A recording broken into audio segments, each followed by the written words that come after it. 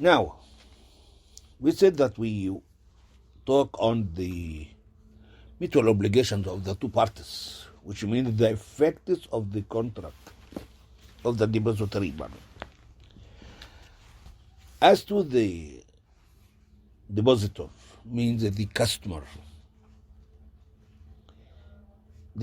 must give the money to the bank, must deliver the money to the bank, must surrender the money to the bank. That means that the depository has to receive the money to be able to do his work by the deposit as it wishes. So the concluding of the contract is the moment of starting the obligations. Take care of these words. The concluding of the contract is the moment of starting the obligations as to the customer, as to the bank. Now, what is the meaning of surrender the money to the bank? Actually, this issue belongs to the practicing of the customer to deliver the money to the bank, or in other words, transfer the right from speech to the paper to moving fact. I will repeat this sentence again. Actually, this issue belongs to the practicing of the customer to deliver the money, to the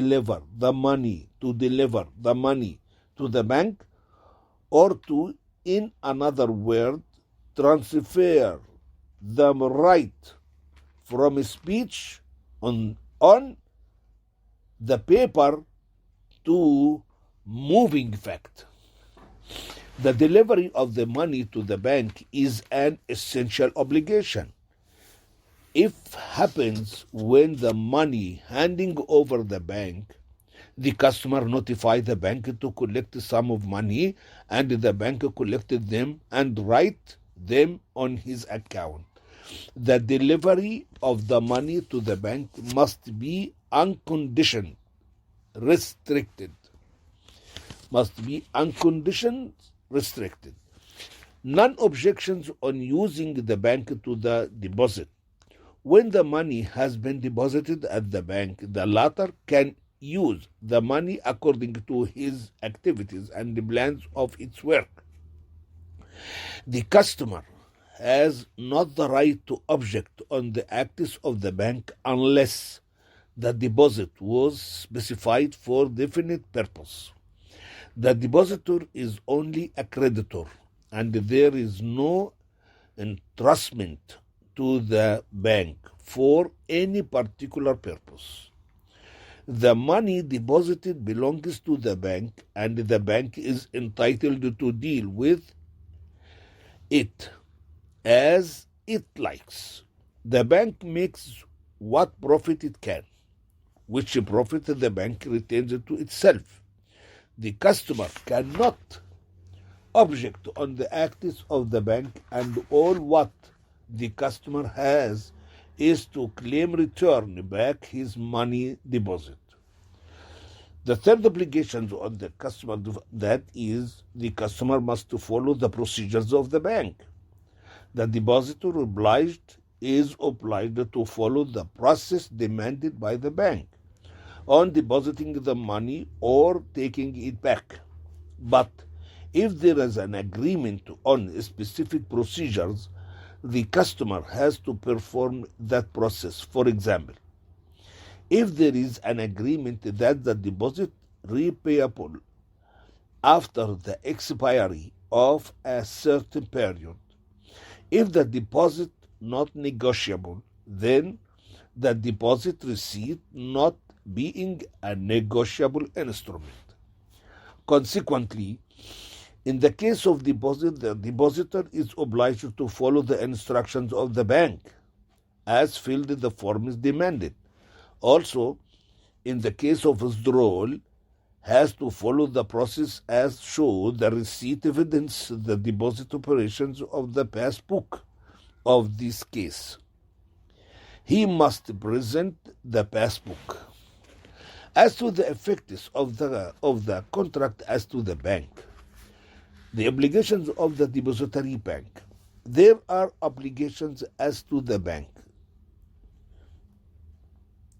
The contractual relation which existed between bankers and the customers before 1999 is founded originally upon the customers and usage of the bankers. Many of these customers and usages have been recognized by the court. But since 1999, when the legislator issued the trade law, the legislator enacted in the trade law a legislative order to the money deposit. The legislator provides in Article 301 that the money deposit is a contract, authorizes the bank the property of the money deposited, and it disposes to it according to the consideration to its activities, coincidence of its activities, purpose of his activities, with the obligation to repay similar amount according to the conditions of the contract. According to these articles, the legislator arranges the obligations of the bank, but the problematic device was the question of property of the money. So, we will analyze the effects of the contract as to the depository bank, which are the transfer of property, the obligation of pay back the deposit, pay the interest, and the ability to modify the conditions of deposit.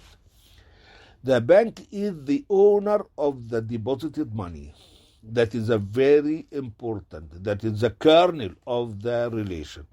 The relationship between the bank and the customer is reigned by the contract of money deposit. The theory of contract supposes that the two voluntaries must be corresponded to form the contract. Actually, when the customer pays the deposit to the bank, he never intends to transfer the property of the money to the bank. Look at that. Actually, when the customer pays the money, the deposited money to the bank, he never intends to transfer the property of the money to the bank, but intends to transfer the possession of the money to the bank. In the same time, when the bank receives the money, it intends to use this money as it is, its own money. Consequently, we never reach to a valid contract for the divergences of the intents of each party, of the both voluntary. These critical situations makes and constitutes the tendency of saying the money when paid into a bank ceases altogether to be the money of the principal. It is then the money of the banker, who is bound to return an equivalent pay by paying a similar sum to that deposited with him when he is asked for it. This tendency adds that the money paid into a banker is money known by the principal to be placed there for the purpose of being under the control of the banker. It is then the banker's money. He is known to deal with it as his own. In fact, this tendency is a practical solution without legal base. So the legislator supported the ownership effect as a legal effect enacted by the law, which means a real effect to avoid all the factual or supposed solutions. Therefore, just as the customer passes the money to the bank, the legal effect raises, which is the transferring of the ownership to the bank. The owner being to the bank.